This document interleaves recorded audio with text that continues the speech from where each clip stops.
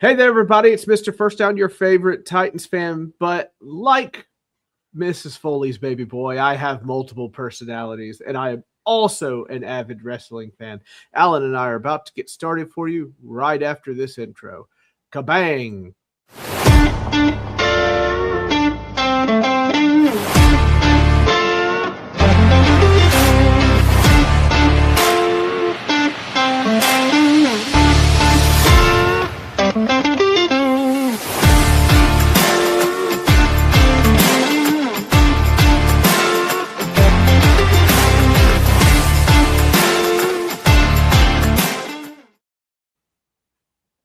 Hey there, everybody. It's me again, Mr. First Down, a.k.a.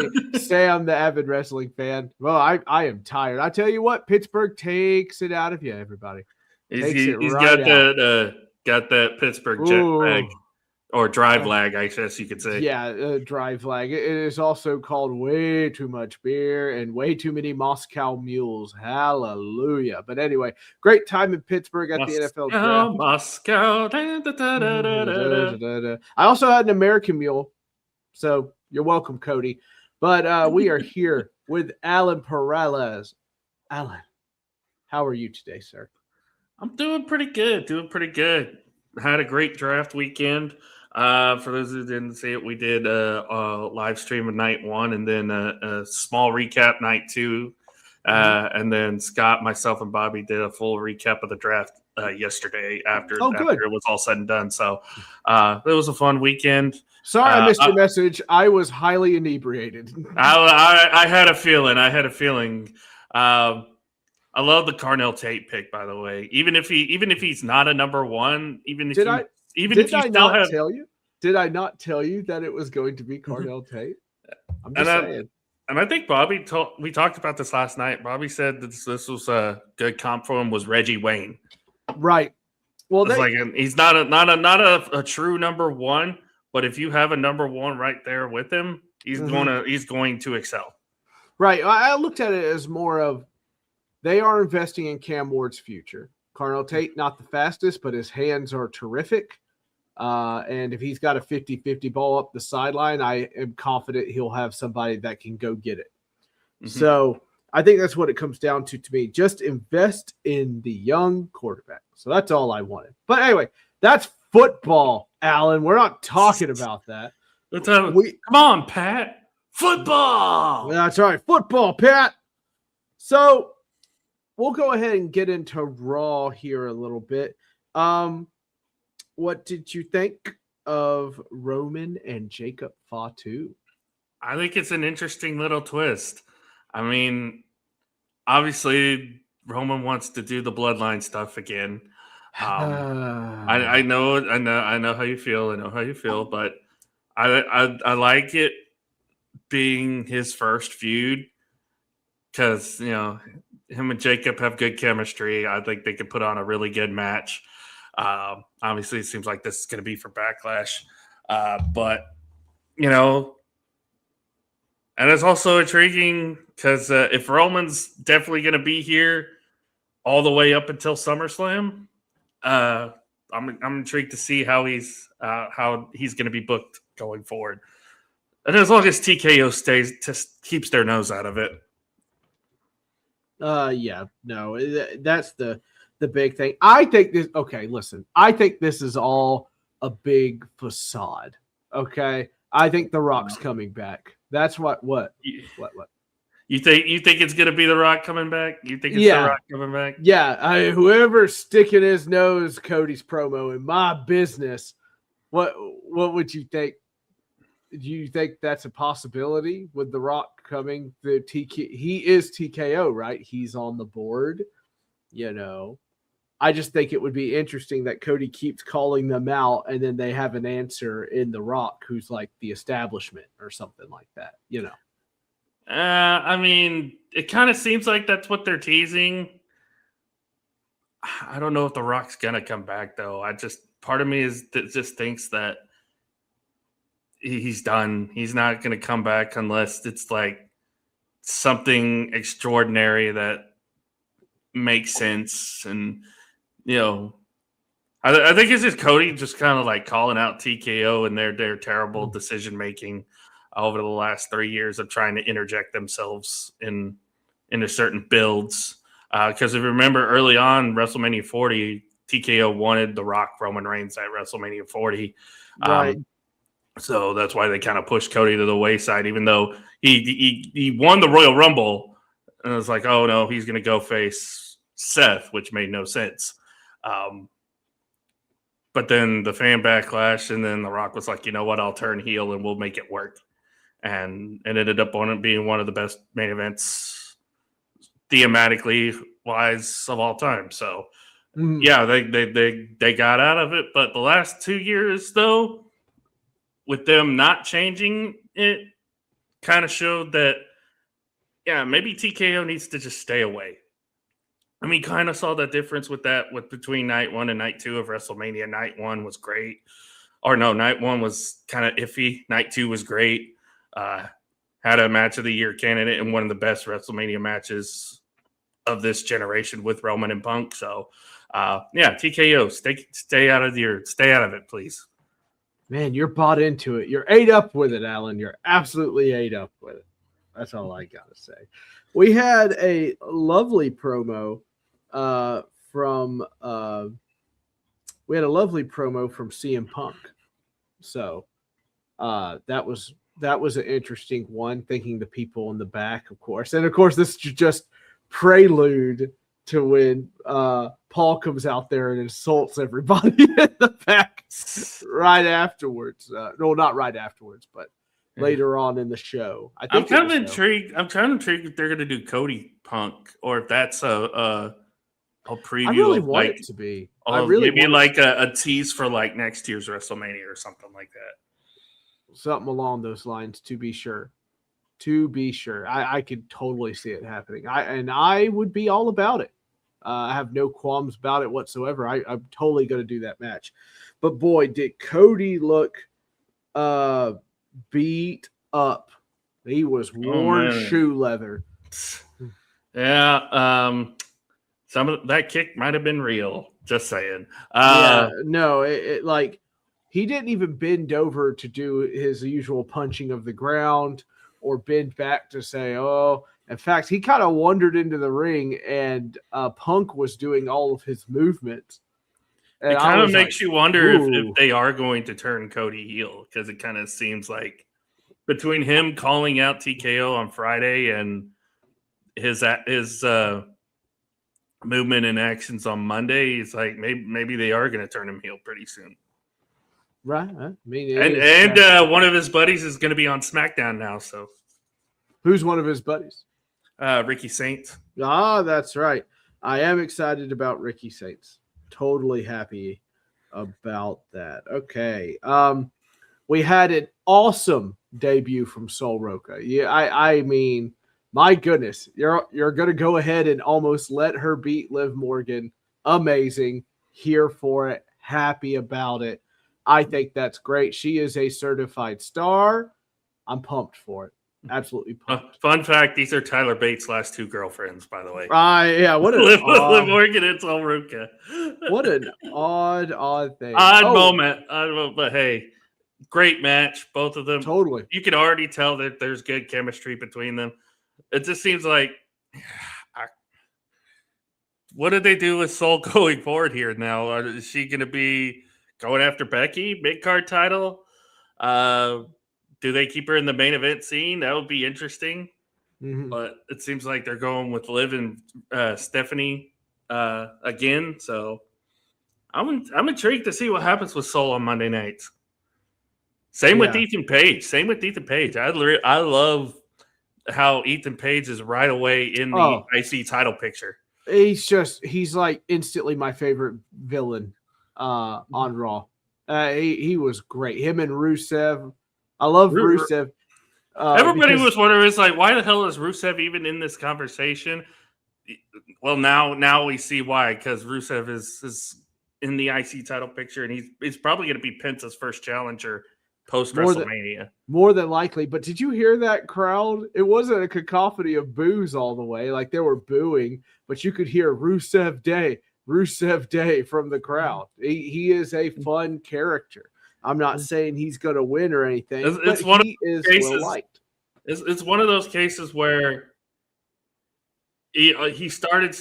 I think he said it even in an interview. It's like he started to understand crowd reactions of why certain things are done certain ways, and it's like I feel like that's because of that knowledge is why he and like a few others avoided the dark Black Monday or Black Friday this past week.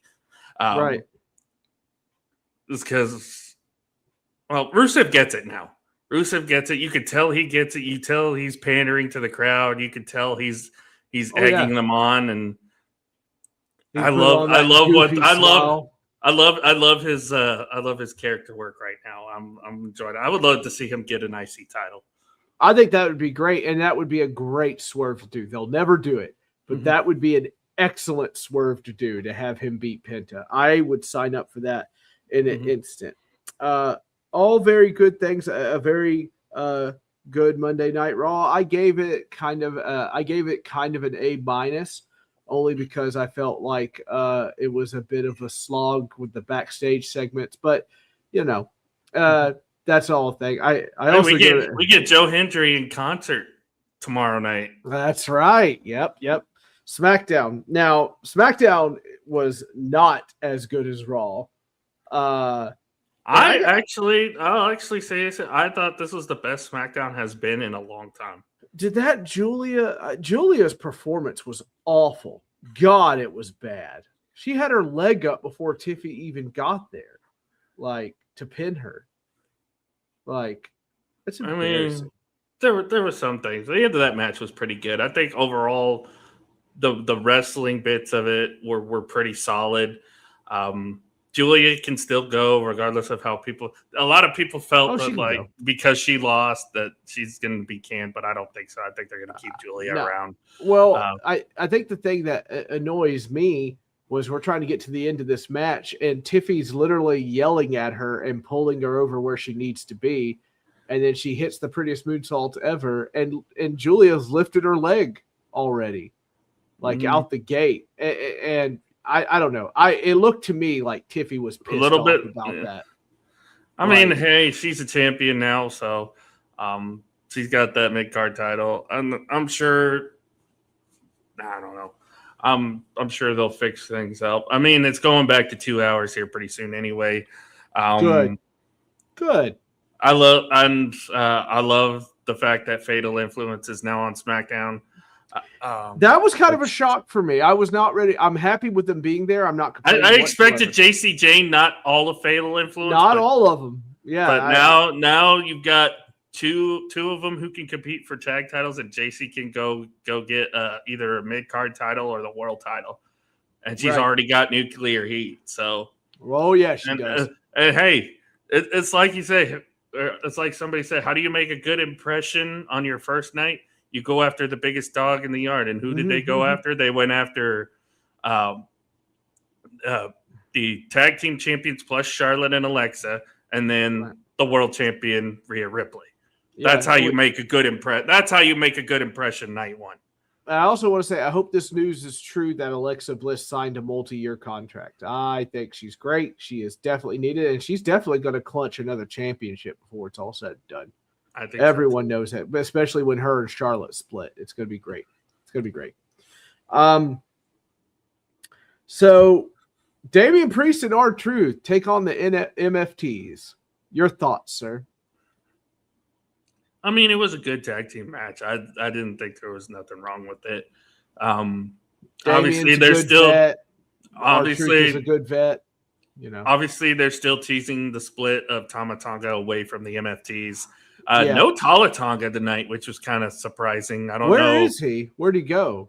I have no clue. They pointed that out everywhere afterwards, and I was like, "Oh, is he one of the ones?" And then so far he isn't. So maybe it's a different trend. Maybe he's going somewhere else, or taking time off, what have you. But I mean,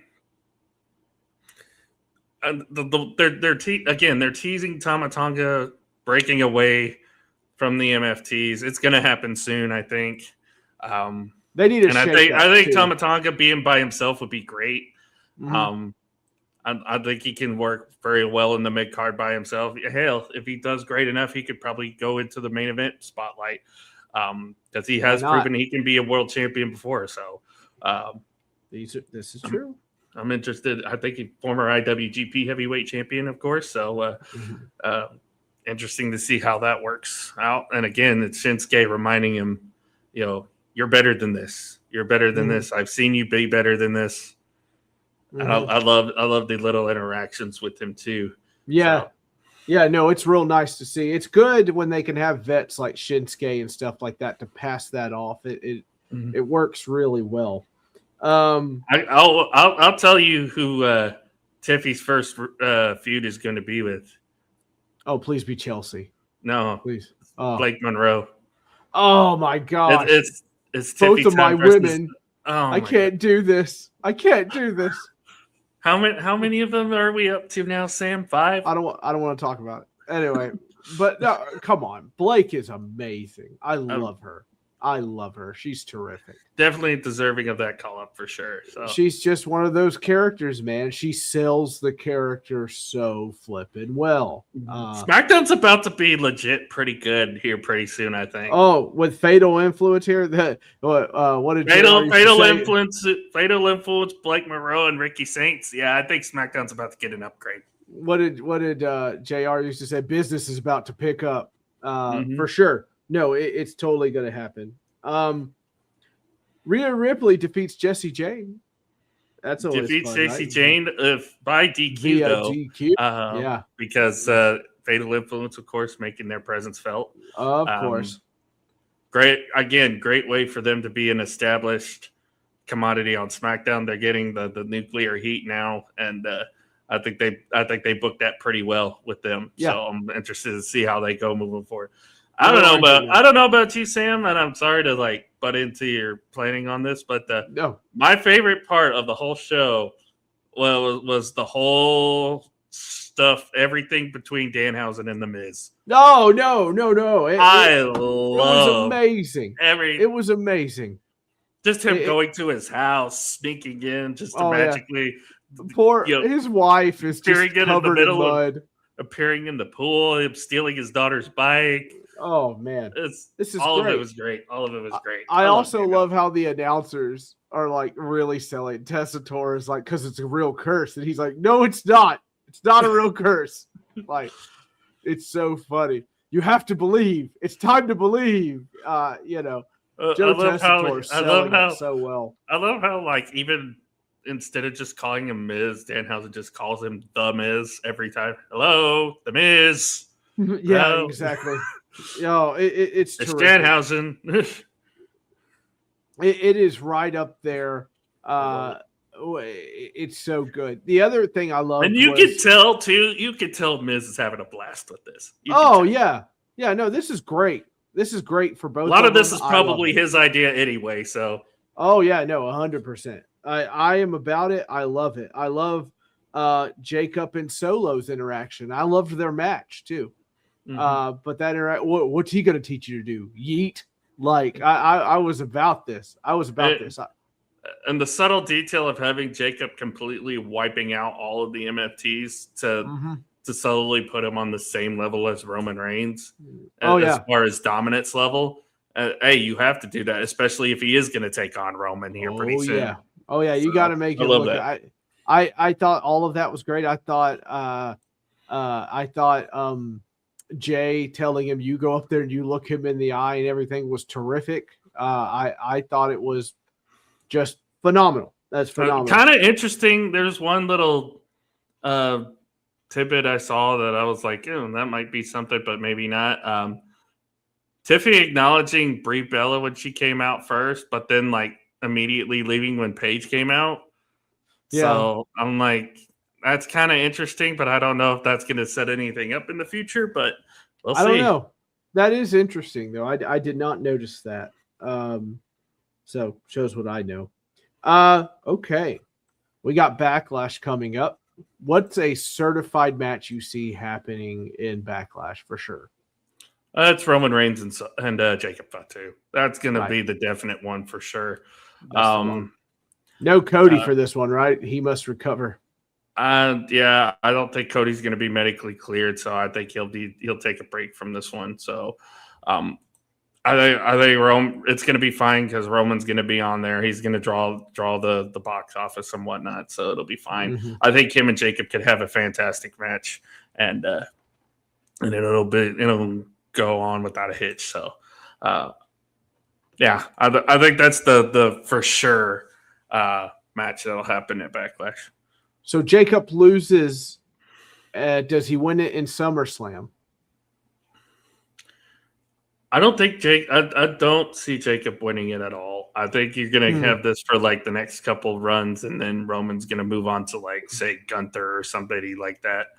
Or you're going to have kind of do it like he did with his 4-year feud where you had Jacob as a challenger first off, and then Jacob's, questioning himself, all this, and, maybe he's not ready, whatnot. And then Roman has like another challenger. And then we keep this up until we get towards SummerSlam where you either throw him to Gunther or you throw him to Obafemi for an elongated feud. I see. Maybe do him and Seth. Maybe do him and Seth at SummerSlam. Yeah, no, I could deal with it. Seth can tangle with anybody, so it'll be just fine. Okay. The cuts have come. The Wyatt Six, I'm not surprised at all being cut. They've been injured. They've not been the force that we all wanted them to be. Very disappointed with Bo Dallas not really doing much. I find some people blaming their booking and everything as the problem. It's part of it, but I also think the performance is a problem too. I don't understand his injury. Why could he not sit there in the rocking chair while everybody else wrestled? Like, could we not figure out something here? Like, I don't understand why the Wyatt Six fell apart. I don't understand why there was no storyline with them and Alexa Bliss. Like, there was meat there, and it just refused to be eaten for whatever reason. And so you could say it's partially on creative. You could say that it's also like on TKO, but some of this stuff you also have to kind of put on the talent as well. Because if you're not willing to put forth the effort to put out and say, "Hey, I have an idea. Can we do this?" Right. Even if you get it shot down, at least you're bringing it to their attention. Right. Keep coming up with ideas. And apparently it seems like a lot of these guys that got let go weren't like that. I mean, with the only shock really being Kyrie. Which because Kyrie was in the middle of a feud with Asuka. Mm-hmm. I was shocked about Aleister Black. He had been on TV frequently. I thought he would stick around. Yeah, it seems like they were, and then it seemed like, and again, this is why I feel like everybody keeps saying, "Oh, it's Nick Khan and Triple H have the fight." No, it's TKO that has the final say, and we've said, and he came out and said all creative decisions go through TKO. Right. That was said in public by the TKO president. Right. So let's not. So.